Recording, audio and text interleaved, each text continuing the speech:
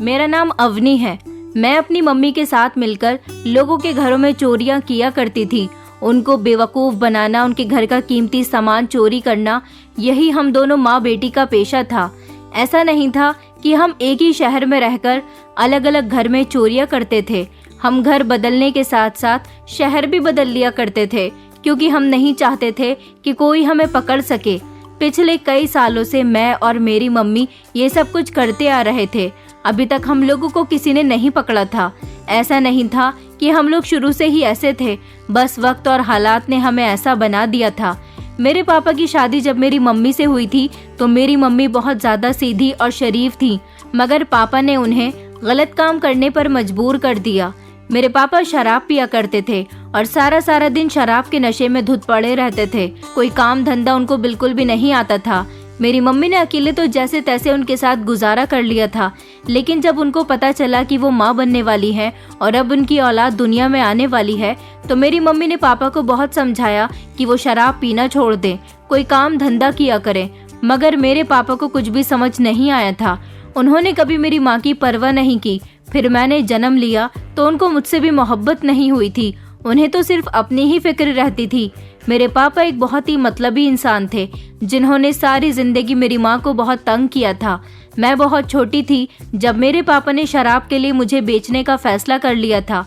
मेरे पापा ने घर की एक एक चीज को बेच दिया था, यहाँ तक कि घर भी बेच दिया था। हम लोग किराए के घर में रहते थे।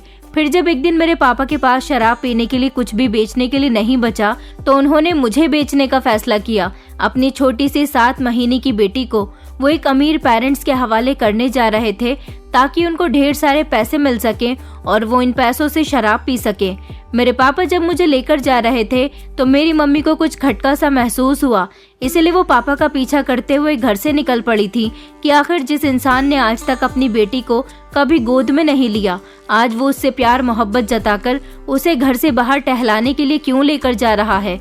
मेरी मम्मी जब उनके पीछे पीछे गईं तो पता चला कि पापा ने मुझे एक अमीर परिवार को बेच दिया है और वो मेरी कीमत वसूल रहे थे। तभी मम्मी ने उनकी गोद से जाकर मुझे छीन लिया और मम्मी ने इस बात पर पापा से बहुत झगड़ा किया था। उन्होंने उन लोगों को सारी सच्चाई बता दी थी कि इंसान अपनी ही बेटी को शराब के लिए बेच रहा है। ये तो अच्छा हुआ था कि जो लोग मुझे खरीद रहे थे वो अच्छे और शरीफ लोग थे। उन्होंने उल्टा मेरे पापा को पुलिस के हवाले करने का फैसला किया और मुझे मेरी मम्मी को वापस दे दिया था। पापा ने उन लोगों के हाथ पैर जोड़े थे, तब जाकर उन्होंने उन्हें माफ किया था। मगर मम्मी के दिल से पापा के लिए बिल्कुल भी इज्जत खत्म हो चुकी थी, क्योंकि पापा ने बहुत गिरी हुई हरकत की थी। अब मम्मी को पल पल डर लगा रहता था। मम्मी तो लोगों के घरों में काम कर करके हम दोनों माँ बेटी का गुजारा किया करती थी और घर का किराया देती थी। मम्मी ने फैसला कर लिया था कि वो पापा को अब अपनी कमाई में से 1 रुपया भी नहीं देंगी, क्योंकि पापा उनकी मेहनत की कमाई शराब में उड़ा दिया करते थे। मम्मी ने जब अपना हाथ खींच लिया तो पापा उनके साथ मारपीट करने लगे और उनसे जबरदस्ती पैसे मंगवाया करते थे। मम्मी के पास जितने पैसे होते थे पापा उनसे मारपीट करके ले लिया करते थे। और अब तो पापा इतने गिर चुके थे कि उन्होंने मम्मी से लोगों के घरों में काम करने के बहाने पैसे चोरी करने के लिए कहा था। मम्मी पापा की इन हरकतों से बहुत ज्यादा तंग हो गई थी। 1-2 बार तो मम्मी पापा की पिटाई के डर से बड़े बड़े मालिकों के घर से पैसे भी चोरी करके लाई थी। और फिर एक घर में मेरी मम्मी पकड़ी भी जा चुकी थी। उन लोगों ने मम्मी को बहुत डांट लगाई थी। मम्मी ने उनसे बहुत माफी मांगी थी। लोगों को यही लगता था कि ये औरत चोर है, मगर कोई ये नहीं जानता था कि ये सब काम कितनी बड़ी मजबूरी में कर रही है। इसी तरह वक्त गुजरता चला गया। मेरी मम्मी ने सारी जिंदगी पापा की मार खाकर गुजार दी थी, लेकिन इतना समय गुजर चुका था कि पापा शराब पीने की वजह से बीमार रहने लगे थे। उनकी दोनों किडनी खराब हो चुकी थी। कई साल इसी तरह से गुजर गए और मैं 12 साल की हो गई थी। फिर एक दिन ऐसा हुआ कि पापा इस दुनिया को छोड़कर चले गए। जब पापा इस दुनिया से चले गए तो मम्मी को और मुझे पापा के जाने का कोई भी दुख नहीं हुआ था, क्योंकि मेरी मम्मी और मेरी जिंदगी में ढेर सारी परेशानियां सिर्फ और सिर्फ मेरे पापा की वजह से आई थी। पापा के जाने के बाद हम लोग और भी ज्यादा परेशानी भरी जिंदगी गुजारने लगे थे, क्योंकि जिस घर में हम रहते थे वो घर किराए का था। शराब के लालच में मेरे पापा अपना घर भी बेच चुके थे। मेरी मम्मी अभी भी लोगों के घरों में काम करती थी। पापा के मरने के बाद मम्मी ने लोगों के घरों में चोरी करना बंद कर दिया था, क्योंकि वो ऐसा पापा के कहने पर किया करती थी। लेकिन लोगों को यही लगता था कि मेरी मम्मी चोर है और वो उन पर भरोसा नहीं करते थे। कई जगह ऐसा हो चुका था कि लोगों ने मेरी मम्मी को काम से निकाल दिया था और मेरी मम्मी काम तलाश करते करते थक गई थी। हम लोगों को खाने के लाले पड़ गए थे, हम लोग भूखे रहने लगे थे। मकान मालिक ने भी हमारा सामान उठाकर बाहर फेंक दिया था। हम दोनों माँ बेटी लवारिसों की तरह सड़कों पर घूम रहे थे और हम दोनों की जिंदगी बहुत बुरी गुजर रही थी। जब मेरी मम्मी ने फैसला किया कि लोग मुझे चोर समझते हैं तो मैं चोर ही बनकर दिखाऊंगी, इसलिए मेरी मम्मी ने अब लोगों की जेब काटना शुरू कर दिया था। धीरे धीरे हम लोगों के पास खाने के लिए थोड़े पैसे आने लगे थे। मेरी मम्मी बहुत खूबसूरत थी और मैं भी धीरे धीरे जवान हो रही थी। जो भी मुझे देखता मेरी खूबसूरती का दीवाना हो जाता था। इसलिए मेरी मम्मी मुझे लेकर कभी लोगों के घरों में किराए पर रहती तो किराएदार बनकर लोगों को लूट लिया करती थी। हम लोग जिस घर में किराएदार बनकर रहते थे उस घर की सारी इन्फॉर्मेशन निकाल लिया करते थे और फिर रातों रात वहाँ की तिजोरियों की सफाई करके भाग जाते थे। इस तरह हम दूसरे शहर में पहुँच जाते थे और वहाँ किसी के घर में नौकरानी बनकर काम किया करते थे। वहाँ की भी सारी इन्फॉर्मेशन निकालने के बाद हम लोग वहाँ से भी पैसे चोरी करके निकल जाया करते थे। इसी तरह हम दोनों माँ बेटी ने कई अलग अलग शहर के अलग अलग घरों में चोरी की थी और अभी तक कोई भी हमें पकड़ नहीं पाया था। समय इसी तरह से गुजर गया था। हम दोनों माँ बेटी का यही काम होता था। मेरी उम्र 20 साल हो गई थी और अब हम दोनों ने अपने लिए इस नए शहर को चुना था। यहाँ पर भी हम किसी बड़ी जगह हाथ मारकर यहाँ से फरार होने वाले थे, इसलिए हमने यहाँ पर इस कॉलोनी में किराए का मकान ले लिया था और हमें यहाँ रहते हुए सबसे पहले ये देखना था कि इस कॉलोनी का सबसे अमीर घर कौन सा है। फिर उन्हीं लोगों से अपनी जान पहचान बढ़ानी थी ताकि हम घर की सारी इन्फॉर्मेशन निकाल सकें और पता लगा सकें कि किस घर में सबसे ज्यादा पैसा है, जहाँ पर हम आसानी से चोरी कर सकें।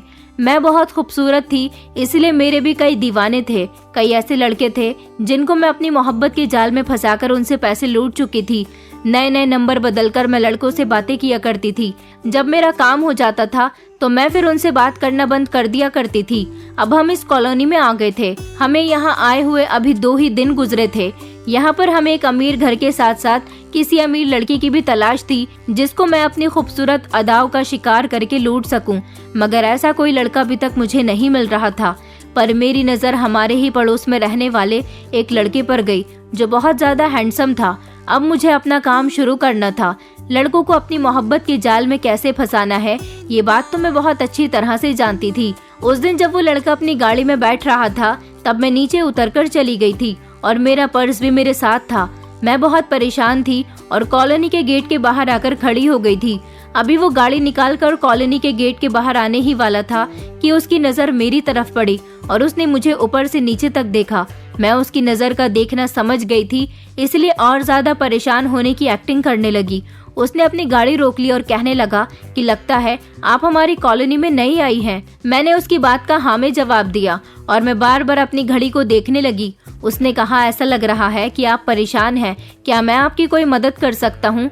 मैंने कहा, जी हम लोग अभी परसों ही आए हैं। मैंने उसे घर की तरफ इशारा करते हुए बताया कि हम उस घर में रहने के लिए आए हैं। दरअसल हम लोग किराएदार हैं। मुझे अपने कॉलेज जाने के लिए लेट हो रहा है। मैं यहाँ अपनी वैन का इंतजार कर रही हूँ, अभी तक मेरी वैन नहीं आई है। तो वो कहने लगा, अच्छा तो आप मिश्रा जी के घर में किराएदार हैं, उसी के 2 घर छोड़ने के बाद हमारा घर है, इसके हिसाब से तो हम लोग पड़ोसी निकले। ये कहकर वो मुस्कुराने लगा था और मुझसे कहने लगा कि चलिए मैं आपको आपके कॉलेज तक छोड़ देता हूँ, हो सकता है आपकी वैन को आने में देर हो, इस तरह तो आप अपने कॉलेज के लिए भी लेट हो सकती हो। पहले तो मैंने उससे कहा कि नहीं नहीं, वैन आ जाएगी तो मैं चली जाऊंगी। वो कहने लगा कि अरे कोई बात नहीं, मैं एक शरीफ लड़का हूँ और इसी कॉलोनी का रहने वाला हूँ, आप मेरी तरफ से बेफिक्र रहो, मैं आपको आपके कॉलेज तक बिल्कुल सेफली छोड़कर आऊंगा। जब उसने ज्यादा जिद की तो मैं उसकी कार में बैठ गई थी। मैंने देखा था कि वो शीशे से बार बार मुझे देख रहा था और मैं उसे इग्नोर करने की कोशिश कर रही थी ताकि उसे पहली ही मुलाकात में ये न लगे कि मैं ये सब कुछ जानबूझकर कर रही हूँ। उसने मुझसे रास्ते में बहुत सारी बातें की थी, पूछ रहा था कि तुम कौन से कॉलेज में पढ़ती हो, पहले तुम लोग कहाँ रहते थे, वगैरह वगैरह। मैंने उसे झूठ मूठ का सब कुछ अपने बारे में बता दिया था और अपना नाम उसे रश्मि बताया था। मैंने उसे कॉलेज के बारे में बताया तो उसने उसी कॉलेज के बाहर मुझे छोड़ दिया था और छोड़ने के बाद वो वहाँ से चला गया था। वो मुझसे बहुत इम्प्रेस हुआ था। मैं समझ गई थी कि मेरा असर धीरे धीरे इस पर होने लगा है। उसके बाद मैं वहाँ से रिक्शा करके अपनी एक दोस्त के घर चली गई थी, क्योंकि जिस शहर में मैं जाती थी वहाँ पर अपने दोस्त जरूर बना लिया करती थी ताकि उनके साथ मेरा वक्त अच्छा गुजर सके। अगले दिन फिर से मैं कॉलोनी के गेट के बाहर खड़ी हो गई थी और अगले दिन भी वही सब कुछ हुआ था जो कि हो चुका था। उस लड़के ने अपना नाम हिमेश बताया था। बस इसी तरह वो रोज मुझे कॉलेज के बाहर छोड़ दिया करता था और हर रोज हम दोनों के बीच बातचीत का सिलसिला शुरू हो गया था। हम दोनों एक दूसरे को जानने पहचानने लगे थे और फिर वही हुआ था जैसा मैंने सोचा था। आखिरकार वो मुझ पर अपना दिल हार बैठा था। मेरी खूबसूरती ने उसे मेरा दीवाना कर दिया था। हम दोनों ने एक दूसरे के मोबाइल नंबर भी शेयर कर लिए थे और अब हम दोनों की फोन पर बातें होने लगी थी। मैं उससे बहुत मीठी मीठी बातें करती थी ताकि उसे अपनी मोहब्बत के जाल में अच्छी तरह से गिरफ्तार कर सकूं। मैं इस लड़के से जैसा कहती थी वो वैसा ही किया करता था। मेरी मम्मी ने पता लगाया कि इस कॉलोनी में सबसे अमीर घर कौन सा है, कौन है जिसके पास सबसे ज्यादा दौलत है और हम उसके घर में डाका डाल सकते हैं। तो पता चला था कि सबसे अमीर घर हिमेश का ही है। इसका मतलब ये था कि मेरा निशाना बिल्कुल ठीक जगह पर लगा था। मेरी मम्मी ने हिमेश के घर आना जाना बढ़ा लिया था, जबकि मैं हिमेश को पटाने में लगी हुई थी। मेरी मम्मी अच्छी अच्छी डिशेस बनाकर पड़ोसी होने के नाते हिमेश के घर में देने जाती थी और इस दौरान उसकी और मेरी मम्मी के बीच भी जान पहचान अच्छी हो गई थी। मेरी मम्मी वहां जाने के बाद उनके घर की हर चीज पर नजर रखती थी। मैंने जब अपनी मम्मी को ये बात बताई कि उन्हीं के घर का बेटा है जिसे मैंने फंसा लिया है, मेरी मम्मी इस बात से बहुत खुश हुई थी। उन्होंने कहा कि ये लोग इस कॉलोनी के सबसे अमीर लोग हैं, हमें किसी भी तरह से उनके घर में घुसना होगा। इन लोगों के पास ढेर सारा पैसा है, वो सब पैसा हमें अपनी मुट्ठी में करना होगा। ऐसा करने के लिए हमें बहुत मेहनत करनी थी। इस दौरान हिमेश मुझे प्रपोज कर चुका था।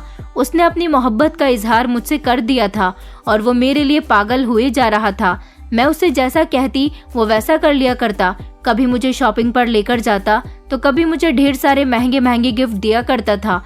मैं उसे अपनी गरीबी की दास्तां सुनाकर उससे काफी सारे पैसे बटोर लिया करती थी। मुझे लगता था कि वो भी आजकल के उन लड़कों में से है जो सिर्फ मेरे साथ कुछ वक्त गुजार कर मुझे छोड़ देगा, क्योंकि मैं उसको काफी हद तक लूट चुकी थी। अब हम लोगों को उसके घर में डाका डालना था, लेकिन वो लड़का तो मेरे लिए बहुत ज्यादा सीरियस हो रहा था। उसने कहा था कि मैं आखिर कब तक सिर्फ तुमसे फोन पर बातें ही करता रहूंगा, तुम मुझे पसंद आ गई हो, मैं तुमसे बहुत प्यार करने लगा हूँ, हम दोनों को अपने रिश्ते को कायम करना चाहिए, मैं तुमसे शादी करना चाहता हूँ। जब मैंने उसकी ये बात सुनी तो मेरे होश उड़ गए थे, क्योंकि अभी तक मेरा ना जाने कितने लड़कों के साथ अफेयर रहा था और हर लड़के को लूटकर मैं उसे छोड़ दिया करती थी। मैंने किसी के साथ भी शादी नहीं की थी, मगर वो तो मुझसे शादी करने के लिए बहुत ज्यादा सीरियस हो रहा था। मैंने मम्मी को ये बात बताई तो मेरी मम्मी कहने लगी कि हमारा काम तो इस तरह बहुत आसान हो जाएगा, तुम उस लड़के के साथ शादी कर लो और फिर तुम उस घर की बहू बन जाओगी। घर की बहू को तो घर की हर चीज के बारे में अच्छी तरह से पता होगा। तुम पता लगा लेना कि उन लोगों के पैसे कहाँ रखे रहते हैं, हम लोग उनके सारे पैसे और जेवर लेकर यहाँ से फरार हो जाएंगे। बस हमें तो अपने काम को अंजाम देना है। मैंने अपनी मम्मी से कहा कि नहीं मम्मी, मैं उस लड़के के साथ शादी नहीं कर सकती। आप तो जानती हो कि अभी तक हमने इस तरह तो किसी को धोखा नहीं दिया और वो लड़का मेरे लिए सीरियस है, वो मुझसे प्यार करता है। मम्मी मेरी बात सुनकर जोर जोर से हंसने लगी और कहने लगी कि जिस जमाने में मेरी शादी हुई थी तब तुम्हारे बाप को मुझसे मोहब्बत नहीं हुई। उस समय तो लोग एक दूसरे की मोहब्बत में एक दूसरे को जान भी दिया करते थे, तो फिर अब कैसे वो लड़का तुमसे सच्ची मोहब्बत कर सकता है। आजकल तो वैसे भी लोग एक दूसरे के साथ सिर्फ वक्त गुजारते हैं। मैं अपनी मम्मी की बातों में आ गई थी और इस तरह मैंने हिमेश को शादी के लिए हाँ बोल दिया था। मेरी मम्मी ने हिमेश के घर वालों से जान पहचान बढ़ा ली थी। जब उन लोगों को पता चला कि मैं उनकी बेटी हूँ तो वो लोग हिमेश के जिद करने पर मुझे अपने घर की बहू बनाने के लिए भी तैयार हो गए थे, क्योंकि उन्हें अपने बेटे के लिए किसी अमीर घर की बेटी नहीं बल्कि किसी शरीफ लड़की की तलाश थी और ऐसी ही शरीफ लड़की उन्हें मेरे अंदर नजर आती थी, जबकि मैं उनके बेटे की पसंद भी थी। इस तरह मेरा रिश्ता हिमेश के कहने पर उसके साथ तय हो गया था। मैं बहुत खुश थी क्योंकि अब इस तरह मैं हिमेश के घर में पहुंचने वाली थी। हिमेश मेरी मोहब्बत में पागल हो रहा था। जब से हम दोनों का रिश्ता तय हुआ था वो हमारे घर पर आ जाया करता था और मेरे साथ कई कई घंटे बिताकर जाता था। मैंने उसे बहुत अच्छी तरह से अपने काबू में कर लिया था। हिमेश के परिवार में उसके मम्मी पापा के अलावा सिर्फ 2 कुंवारे भाई थे। बाकी उसकी दोनों बहनों की शादी हो चुकी थी। अब उसी की शादी का नंबर था। मैं उस घर की बड़ी बहू बनने जा रही थी। मेरे खूबसूरत होने की वजह से उसके घर वाले बहुत खुश थे कि उनके घर की बहू इतनी खूबसूरत लड़की बनने जा रही है। अब मैं ज्यादातर टाइम हिमेश के साथ ही गुजारा करती थी। हिमेश कोई काम धंधा नहीं करता था। उसके पापा का अच्छा खासा बिजनेस था। अभी तक वो अपने बाप की कमाई पर ऐश करता था। अभी उससे कोई जिम्मेदारी नहीं आती थी। यही तो वजह थी कि वो इतनी आसानी से मेरे प्यार के जाल में फंसता चला गया था, मेरी झूठी झूठी बातों में आ गया था। वरना कोई भी मेहनती इंसान इतनी आसानी से किसी लड़की की मोहब्बत में नहीं फंसता। उसे अपनी मोहब्बत के जाल में फंसाना मेरे लिए बहुत आसान काम था। अपने बाप के पैसों पर वो मुझे शॉपिंग करवाया करता था, मेरे सारे शौक पूरे करता था। मुझे तो बहुत मजे आ रहे थे। हम दोनों की शादी की डेट भी फिक्स हो गई थी। मेरी माँ ने बता दिया था कि हम गरीब लोग हैं, इसलिए हिमेश के घर वालों को अपने बेटे की खुशी की खातिर सिर्फ मुझसे मतलब था। उन्होंने कह दिया था कि उन्हें लड़की के अलावा कुछ भी नहीं चाहिए। कभी कभी तो मैं और मम्मी उन लोगों की खूब मजाक बनाया करते थे कि वो लोग कितनी आसानी से हमारी बातों में आ रहे हैं। वो नहीं जानते कि हम कोई शरीफ लोग नहीं, बल्कि एक दिन उनको लूट कर फरार होने वाले हैं। और फिर फाइनली मेरी शादी का दिन भी आ गया था। शादी में उन लोगों ने मुझे ढेर सारे गहने चढ़ाए थे और ढेर सारे महंगे महंगे कपड़े भी। इतनी ज्यादा ज्वेलरी तो कभी मैंने देखी भी नहीं थी। और अब अपनी आंखों के सामने ये सब कुछ देखकर मुझे विश्वास नहीं हो रहा था। मेरी आंखों के आगे लालच की पट्टी बंधी हुई थी। मुझे ये दिखाई नहीं दे रहा था कि मुझे ये सब कुछ चोरी नहीं करना चाहिए, क्योंकि ये सब कुछ तो इस घर की बहू बनने के बाद मेरा अपना ही हो गया। दुनिया में कुछ ऐसे भी लोग होते हैं जो लड़की से मतलब रखते हैं, उन्हें दान दहेज की कोई जरूरत नहीं होती। और मेरा पाला भी कुछ ऐसे ही लोगों से पढ़ा था। हिमेश के घर वाले बहुत अच्छे लोग थे। जब मैं विदा होकर उनके घर गई थी तो उन लोगों ने अच्छे तरीके से मेरा स्वागत किया था। मेरी सास तो बार बार मुझे ढेर सारे आशीर्वाद दे रही थी। शादी के पहले ही दिन उन्होंने मुझसे कहा था कि तुम इस घर में बहू बनकर नहीं, बल्कि मेरी बेटी बनकर आई हो। इस समय उनकी आंखों में आंसू आ गए थे। उन्होंने कहा था कि मेरे 3 बेटे हैं। सारी जिंदगी में बेटी के लिए तरसती रही हूँ, मगर भगवान ने मुझे बेटी नहीं दी। लेकिन अब उन्होंने तुम्हारे रूप में मुझे बेटी दे दी है। मैं तुम्हारी माँ हूँ और कभी भी तुम्हें इस घर में कोई तकलीफ नहीं होने दूंगी।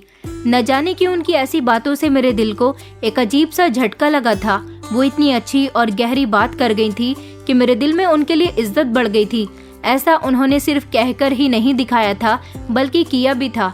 हिमेश के मम्मी पापा मुझसे बहुत प्यार करते थे, जबकि हिमेश भी शादी के बाद मुझे पहले से भी ज्यादा प्यार करने लगा था। शादी के दूसरे दिन जब मैं तैयार होकर कमरे से बाहर निकलने वाली थी और हिमेश मेरे साथ साथ चल रहा था, तब अचानक मेरा पैर मुड़ गया। मैं जमीन पर गिरने ही वाली थी कि हिमेश ने मुझे संभाल लिया था। उसे खुद को संभालता हुआ देखकर मुझे उस पर प्यार आने लगा था, क्योंकि हम दोनों माँ बेटी को आज तक लोगों ने सिर्फ ठोकर ही मारी थी। कभी किसी ने इतने प्यार से संभाला नहीं था जितने प्यार से आज मुझे हिमेश संभाल रहा था। मेरे दिल में उसके लिए मोहब्बत बढ़ने लगी थी। वो मुझे इतना खुश रखता था कि मैं भी उसके प्यार में डूबती चली जा रही थी। मेरे 2 देवर थे, दोनों ही मुझे बिल्कुल बहनों की तरह समझते थे। मेरी दोनों नंदी जो अपने भाई की शादी करने के लिए अपनी अपनी ससुराल से अपने मायके आई हुई थी, कुछ दिन बाद वो भी अपनी ससुराल को वापस चली गई थी। ससुर भी मुझसे अच्छे तरीके से बिहेव करते थे। इस घर में मुझे बहुत सारा प्यार मिल रहा था। मैं अपनी ससुराल में बेहद खुश थी। लेकिन इस बीच मेरी मम्मी बार बार आकर मुझे ये बात याद दिलाया करती थी कि हमें एक दिन इन लोगों के घर में चोरी करनी है और यहाँ से फरार हो जाना है। मैं अपनी मम्मी को टालती रहती थी और कहती थी कि ये बहुत अच्छे और शरीफ लोग हैं, हमें इनके साथ ऐसा नहीं करना चाहिए। लेकिन मेरी बात सुनकर मम्मी कहती थी, क्या इन लोगों की मोहब्बत देखकर तुम्हारा दिमाग खराब हो गया है? तुम नहीं जानती कि इस दुनिया के लोग कभी हमारे अपने नहीं हो सकते। हम दोनों ही एक दूसरे के लिए हैं। तुम्हारा पिता ही तुम्हारा अपना नहीं था, तो फिर ये गैर लोग तुम्हारे अपने कैसे हो सकते हैं? मैंने अपनी मम्मी से कहा, मम्मी लेकिन ये लोग मुझसे बहुत प्यार करते हैं, मेरे हर नाज नखरे उठाते हैं। सास तो इतनी अच्छी है कि अभी तक उसने मुझसे घर का कोई काम नहीं करवाया, मुझे अपने हाथों से खाना खिलाती है, जमीन पर पैर तक नहीं रखने देती। ससुर इतने अच्छे हैं कि हमेशा मुझे बेटी की नज़र से देखते हैं, मेरी इज्जत करते हैं। और देवर तो मुझे अपनी बहन समझते हैं। और रही हिमेश की बात, तो वो मुझ पर अपनी जान छिड़कता है। इतनी मोहब्बत करने वाले लोगों की मोहब्बत पाकर मुझे ऐसा लगता है जैसे मुझे इस दुनिया में सब कुछ मिल गया है, मुझे अब किसी चीज़ की ज़रूरत नहीं रही। ये बात कहते हुए मेरी आंखों में आंसू आ गए थे। मेरी मम्मी कहने लगी कि तू पागल हो गई है क्या? इन लोगों के साथ रह रहकर तेरा भी दिमाग खराब हो गया। बस जल्दी से पता लगा कि ये लोग अपना सारा पैसा कहाँ पर रखते हैं, और हाँ, मुझे अपना जेवर दे दे जो इन लोगों ने तुझे शादी में चढ़ाया था। मम्मी की बात सुनकर मैं दंग रह गई थी। मैंने कहा, उस जेवर का आप क्या करोगी? वो जेवर तो मेरा है। मम्मी कहने लगी, तेरा? अब तो तेरा मेरा भी करने लगी है। मुझे तो शक होता है तेरे ऊपर कि तू मेरी बेटी नहीं रही। मैंने कहा, मम्मी ये जेवर मेरा है तो मेरे ही पास रहने दीजिए ना, आपको जेवर रखकर क्या करना है? मम्मी कहने लगी कि इन अमीर लोगों का कोई भरोसा नहीं है, कभी भी तुझसे तेरा जेवर छीन सकते हैं। तू अपना सारा जेवर मुझे लाकर दे दे, मैं घर ले जाऊंगी, अपने पास रखूंगी। भागते समय हमें उसकी भी जरूरत पड़ेगी। मैंने मम्मी को बहुत समझाया कि वो मेरा जेवर है, वो मेरे ससुराल वालों ने कितने प्यार से मुझे दिया है, मगर जबरदस्ती मम्मी ने वो सब कुछ मुझसे ले लिया। मम्मी हर रोज मुझसे यही बात करने आती थी कि जल्द से जल्द पता लगाओ कि इन लोगों ने अपना रुपया पैसा कहाँ रखा हुआ है, ताकि हम यहाँ से चोरी करके भाग सकें। मगर मैं हर बार मम्मी को टाल दिया करती थी। मुझे ऐसा लगने लगा था जैसे मेरे ससुर को हम दोनों माँ बेटी पर शक हो रहा है, क्योंकि मेरी मम्मी खुद ही मेरे ससुर के दिल में शक डाल रही थी। मेरी सास तो ज्यादातर अपने कमरे में आराम कर रही होती थी, जबकि ससुर सारा दिन घर में इधर उधर टहलते रहते थे। वो ऑफिस से भी जल्दी आ जाया करते थे। जिस दिन से मेरी शादी हुई थी, मेरे पति ने अपने डैड का बिजनेस ज्वाइन कर लिया था। अब 3 बेटे उनका बिजनेस संभाल रहे थे, इसलिए वो ज्यादातर घर में ही रहने लगे थे। मेरे ससुर कई बार ऐसे मोमेंट पर मेरे कमरे में आए थे जब मैं और मेरी मम्मी चोरी की बातें कर रहे होते थे, और अचानक मैंने उनको अपने दरवाजे पर देख लिया था। लेकिन अच्छा ये हुआ था कि उन्होंने हम दोनों की बात नहीं सुनी थी। मुझे तो डर था कि कहीं मेरे ससुर को इस बारे में पता चल गया तो बहुत बड़ी गड़बड़ हो जाएगी। मैं इन सब लोगों से इतना प्यार करने लगी थी कि मेरा मन ही नहीं करता था यहाँ से चोरी करने के बाद मैं इन लोगों को छोड़कर चली जाऊं। मैं उन लोगों को धोखा नहीं देना चाहती थी, मगर मैं अपनी मम्मी की तरफ से मजबूर थी। धीरे धीरे मेरी शादी को 4 महीने गुजर गए थे और फिर मुझे पता चला था कि मैं प्रेग्नेंट हूँ। जब ये खबर घर वालों को पता चली तो सब लोग खुशी से फूले नहीं समा रहे थे, क्योंकि उन लोगों के घर में इतने सालों बाद छोटा बच्चा आने वाला था। सब लोग मुझसे बहुत प्यार कर रहे थे। मेरे पति ने तो कहा था कि अब तुम्हें अपने कमरे से बाहर कदम निकालने की भी बिल्कुल जरूरत नहीं है। सास कहने लगी कि बेटा, मैं तुम्हें बिस्तर पर ही खाना दिया करूंगी। इस बारे में मेरी मम्मी को जब पता चला तो उन्होंने मुझसे कहा कि मेरे साथ खामोशी से डॉक्टर के यहाँ चलना, इस बच्चे को खत्म करवा देना। मैंने मम्मी से कहा कि आप ये कैसी बातें कर रही हो, ये मेरा और हिमेश का बच्चा है, मैं इसे खत्म नहीं करूंगी। मम्मी कहने लगी कि मैं ठीक कहती हूँ कि तू सच में पागल हो गई है। मैंने तेरी शादी इस लड़के के साथ माँ बनने के लिए नहीं करवाई थी, बल्कि इन लोगों के घर में चोरी करने के लिए करवाई थी। तूने सारे इंतजाम किए या नहीं? मैंने मम्मी से कहा, मैं यहाँ पर चोरी नहीं करना चाहती, मैं इन लोगों का भरोसा जीत चुकी हूँ। मैं नहीं चाहती कि ये लोग मुझे बुरा समझे, ये बहुत अच्छे लोग हैं, मैं उनके साथ कुछ भी गलत नहीं करना चाहती। मेरी बात सुनकर मेरी मम्मी ने मेरे गाल पर एक जोरदार थप्पड़ मार दिया और कहने लगी कि तू भूल रही है कि हम लोग यहाँ किस मकसद के लिए आए थे। मैंने कहा, मुझे सब कुछ अच्छी तरह से याद है। मेरी इस घर में शादी हुई है और शादी करना कोई गुड़िया गुड्डों का खेल नहीं है। मैं इन लोगों से प्यार नहीं करती थी, इन लोगों ने ही मुझ पर इतने एहसान किए हैं। मुझ जैसी लड़की को इन्होंने अपने घर की बहू बनाया और ये लोग इतना प्यार करते हैं कि मैं क्या, किसी भी इंसान का दिल पिघल जाएगा। भला मैं इतने अच्छे लोगों के साथ गलत कैसे कर सकती हूँ? और इस बच्चे की खबर सुनकर तो ये लोग खुशी के मारे पागल हो गए हैं। मैं इनसे इनकी खुशी नहीं छीन सकती। ये मेरा और मेरे पति का हंसता खेलता परिवार है, मैं अपने घर को उजड़ता हुआ नहीं देख सकती। मम्मी कहने लगी कि अगर तू मेरे कहने के मुताबिक नहीं चली तो मैं तेरी सारी हरकतों के बारे में तेरे पति को बता दूंगी, भले ही उसके साथ साथ मेरा भी राज खुल जाए। मुझे इस बात का डर नहीं है। तू मुझे मजबूर मत कर कि मैं कोई गलत कदम उठाकर तेरे हंसते खेलते परिवार को उजाड़ने में देर नहीं लगाऊंगी। अपनी मम्मी की बात सुनकर मैं शॉक्ड रह गई थी कि क्या कोई माँ इतनी खुदगर्ज भी हो सकती है जो अपनी बेटी की खुशियों का अंदाजा ही नहीं लगा सकती। इतनी खुशियाँ तो मुझे कभी चोरी करने के बाद भी नहीं मिली थी जितनी इस घर में आने के बाद मिली थी। मैं बहुत टेंशन में रहने लगी थी। मम्मी हर रोज इतनी जल्दी जल्दी मेरे घर पर आ जाया करती थी कि मेरे ससुर उनको बड़े गौर गौर से देखते थे और हर बार आकर वो मुझसे चोरी की ही बात किया करती थी। मैं उन्हें खामोश करवाते करवाते थक चुकी थी, मगर वो मेरी किसी बात पर राजी नहीं थी। मैंने देखा था कि मेरे ससुर का बिहेवियर धीरे धीरे मेरी तरफ से बदलने लगा था। वो मुझसे बात तो करते थे मगर नज़र चुरा लिया करते थे। पता नहीं उन्हें क्या हुआ था, मगर घर में बाकी सब लोग बिल्कुल ठीक थे। मेरा पति मेरे हाथ में हाथ थाम कर कहता था कि तुम कभी मुझे छोड़कर मत जाना, मैं तुमसे बहुत प्यार करता हूँ।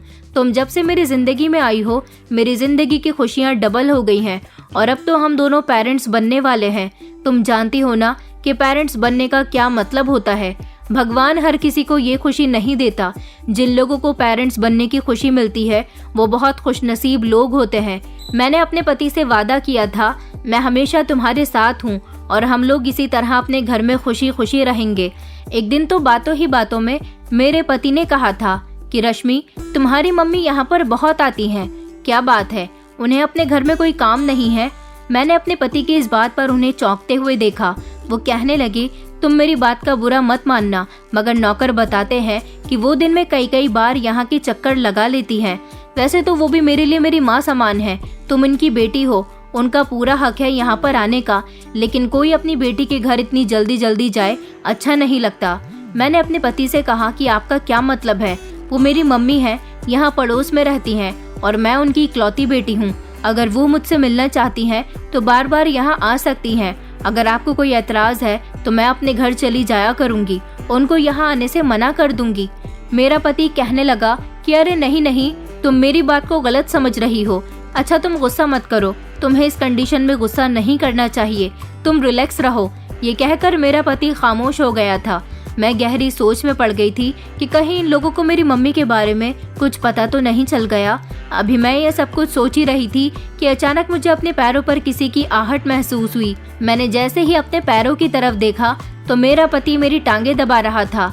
मैंने कहा कि आप ये क्या कर रहे हो हिमेश? वो कहने लगा कि तुम जिस कंडीशन से गुजर रही हो, ऐसी कंडीशन में औरत बहुत सारी तकलीफों को झेल रही होती है। मैं तुम्हारा ख्याल रख रहा हूँ। अपने पति को देखकर मेरी आंखों में खुशी के आंसू आ गए थे। मैं सोच रही थी कि मैं हिमेश को बेवकूफ़ बना रही हूँ अपने शौक पूरे करने के लिए और उसकी जेब खाली करने के लिए। मैंने उसे अपने प्यार के जाल में फंसाया था, लेकिन आज मैं उसकी मोहब्बत में इस कदर गिरफ्तार हो चुकी हूँ कि मेरा उसकी मोहब्बत से निकलना बहुत मुश्किल है। कि वो मुझसे इतना प्यार करता है मैं नहीं जानती थी। मेरी सास बार बार मेरे कमरे में आकर मुझे फ्रूट्स खिलाया करती थी, कभी नौकरानी से कहकर मेरे लिए जूस बनवाती थी। यहाँ पर मेरा बहुत ख्याल रखा जा रहा था, लेकिन मेरी मम्मी ने मेरा जीना दुश्वार कर दिया था। अब तो मम्मी ने ठान ही लिया था कि हम 2 दिन के अंदर अंदर यहाँ पर चोरी करके यहाँ से फरार हो जाएंगे। मम्मी मेरे पास आई और कहने लगी कि मुझे पता चल गया है, तुम्हारे ससुर के कमरे में तिजोरी बनी हुई है। उस तिजोरी में तुम्हारी सास के जेवर और तुम्हारे ससुर के ढेर सारे पैसे रखे हुए हैं। हमें उस तिजोरी को खाली करना है। उसके लिए तुम्हें कुछ भी करके चाबी का बंदोबस्त करना होगा।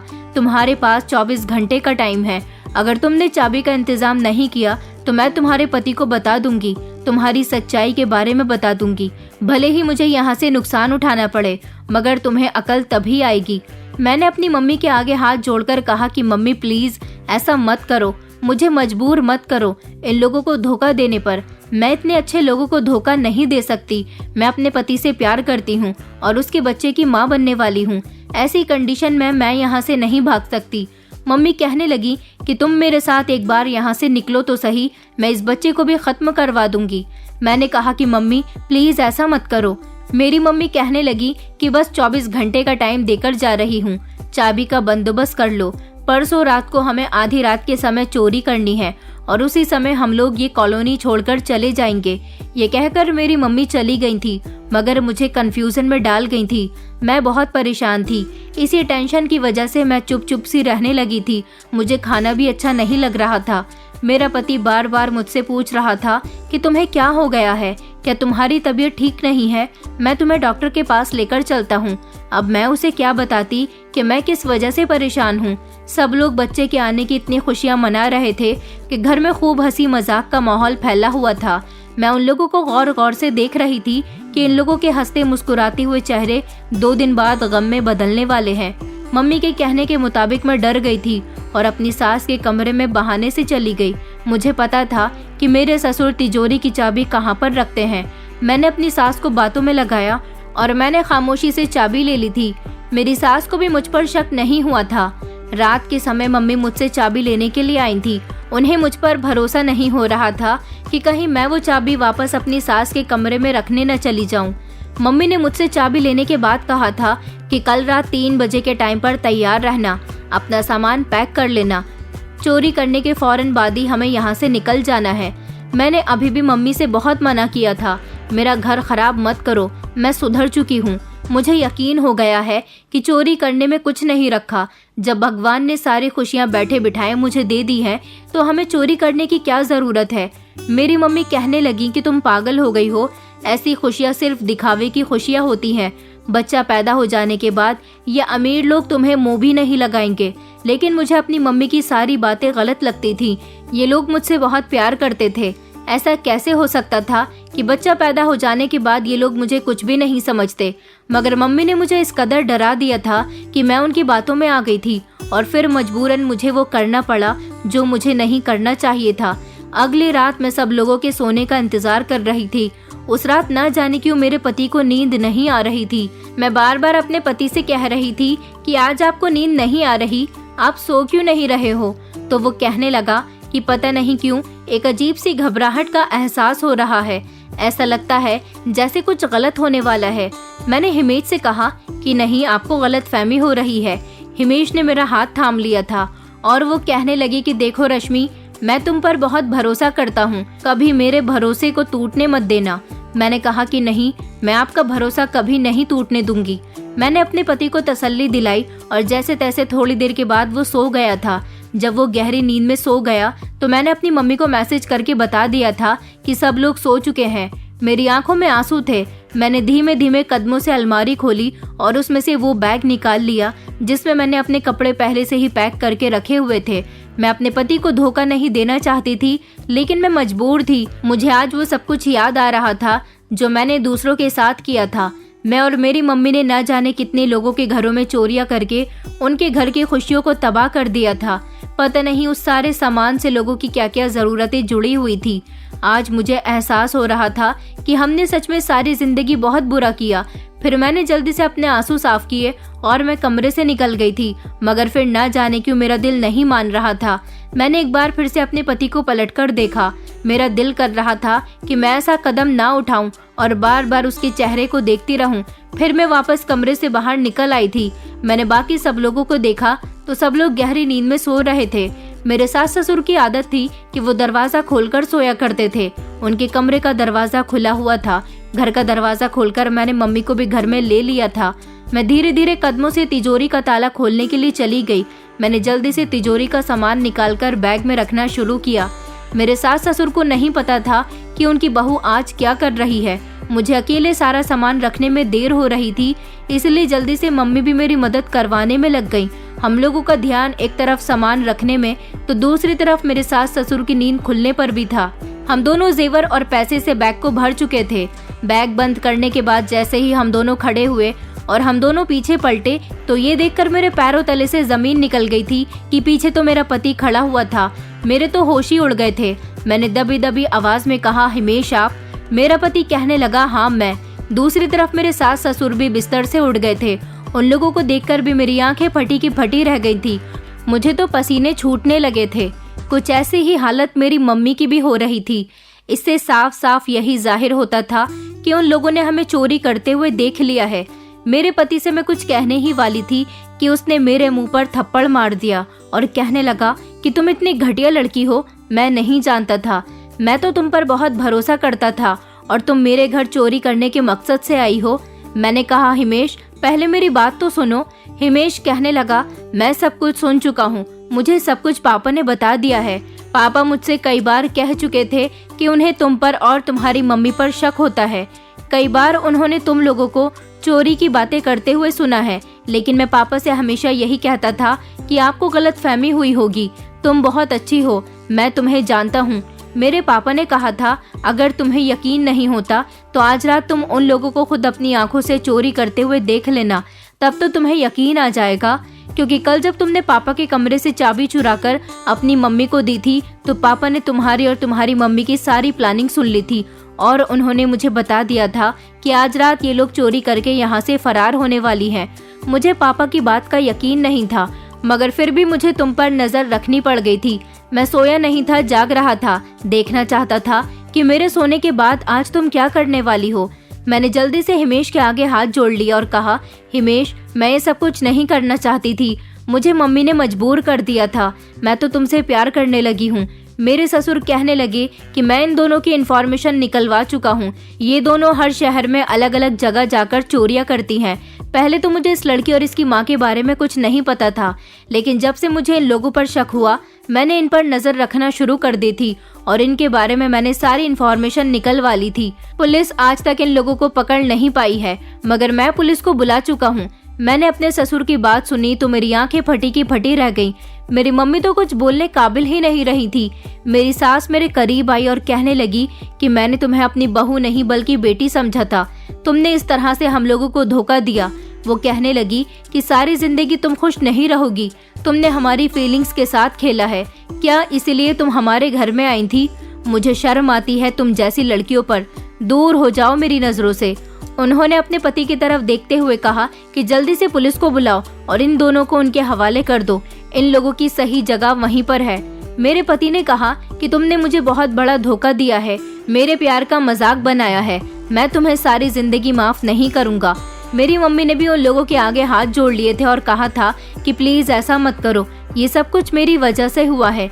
मेरी बेटी तुम्हारे बच्चे की माँ बनने वाली है। मेरी बेटी तुमसे प्यार करने लगी थी, वो चोरी नहीं करना चाहती थी। मैंने ही इसे चोरी करने पर मजबूर किया था, क्योंकि हम लोग यहाँ पर आए ही इस इरादे से थे। पहले हमने काफी सारी चोरियां की हैं, मगर यहाँ तुमसे शादी होने के बाद मेरी बेटी तुमसे प्यार करने लगी है। इस समय मेरी बेटी की कोई गलती नहीं है, उसे सजा मत दो। तुम लोग चाहो तो मुझे अरेस्ट करवा सकते हो, मैं अपनी बेटी की खुशियां नहीं छीनना चाहती। मेरी बेटी तुम्हारे बच्चे की माँ बनने वाली है। हिमेश, प्लीज उसके साथ ऐसा मत करो। मैं एक तरफ खड़े होकर फूट फूट कर रोने लगी थी।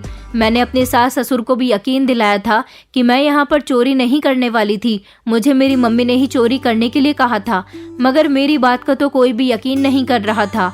मेरे पति पुलिस को फोन करने वाले थे। मेरी मम्मी उनके पैरों में गिर गईं और कहने लगी कि बेटा, मैं सच कह रही हूँ, अवनी ने कुछ भी नहीं किया है। अवनी तुम लोगों को तकलीफ में नहीं देख सकती थी, वो तो मना कर रही थी चोरी करने के लिए। सारी गलती मेरी है, वो तुम्हारे साथ रहना चाहती है। मेरा पति मेरी माँ की बात सुनकर चौंक गया और कहने लगा, तो तुमने अपना नाम भी मुझे गलत बताया था, तुम्हारा नाम रश्मि नहीं बल्कि अवनी है। आखिर तुमने मुझसे कितने झूठ बोले हैं? मैंने कहा, मुझे माफ कर दो हिमेश, जितने भी झूठ बोले हैं उन सारे झूठ के लिए, मगर आगे मैं तुमसे वादा करती हूँ, इस बच्चे की कसम खाती हूँ, ऐसा कुछ नहीं होगा। प्लीज मुझे माफ कर दो। उस समय मेरे दोनों देवर भी कमरे के अंदर आ गए थे और उन लोगों को भी सारी बात पता चल गई थी। उन लोगों ने भी मुझे और मेरी मम्मी को बहुत बुरा भला कहा था और उनकी भी मर्जी यही हो रही थी कि हमें पुलिस के हवाले कर देना चाहिए, मगर मुझे घर वालों में से कोई भी माफ करने के लिए तैयार नहीं था। उन लोगों ने हमारी बात मानकर हमें पुलिस के हवाले तो नहीं किया था, लेकिन मेरे पति ने कहा था कि तुम मेरी जिंदगी से और इस पूरे शहर से चली जाओ, मैं तुम्हारी शक्ल भी नहीं देखना चाहता। तुम धोखेबाज लड़की हो, तुम जैसी फ्रॉड लड़कियों से हम जैसे लड़कों को बचकर रहना चाहिए। उस दिन मैंने पहली बार अपने पति की आंखों में आंसू देखे थे। मैंने उससे कहा था कि ठीक है, मेरे किए की सजा यही है कि मैं तुमसे दूर हो जाऊं। मैंने अपनी मम्मी से चलने के लिए कहा था। हम लोग हिमेश के घर से निकल गए थे। सारी रात हम सड़क के किनारे बैठे रहे थे। मैंने अपनी मम्मी से कोई बात नहीं की थी, क्योंकि मैं अच्छी तरह से जानती थी कि ये सब कुछ उनकी वजह से हुआ है। अगर हम लोग ऐसा नहीं करते तो शायद मेरा घर बच सकता था। मेरा घर भी उजड़ गया था और मेरी जिंदगी भी। सारी रात मैं सड़क पर बहुत रोई थी। रोते रोते मेरी कंडीशन खराब हो गई थी और इसीलिए मैं बेहोश हो गई। सुबह जब मुझे होश आया और मेरी आंखें खुली तो मैंने देखा था कि मेरा पति और मेरे ससुराल वाले सामने ही मौजूद थे। मैंने अपने पति को देखकर फिर से हाथ जोड़कर उससे माफी मांगी थी। मेरे पति ने कहा था कि अच्छा ठीक है, मैं तुम्हें माफ कर चुका हूँ। मैंने तुम्हें माफ इसलिए नहीं किया क्योंकि तुम बार बार मुझसे माफी मांग रही थी, बल्कि इसलिए किया है क्योंकि मैं तुमसे प्यार करता हूँ और तुम मेरे बच्चे की माँ बनने वाली हो। लेकिन मैं और मेरे घर वाले तुम्हारी माँ को माफ नहीं करेंगे। वो चाहे तो इस शहर को छोड़कर जा सकती है।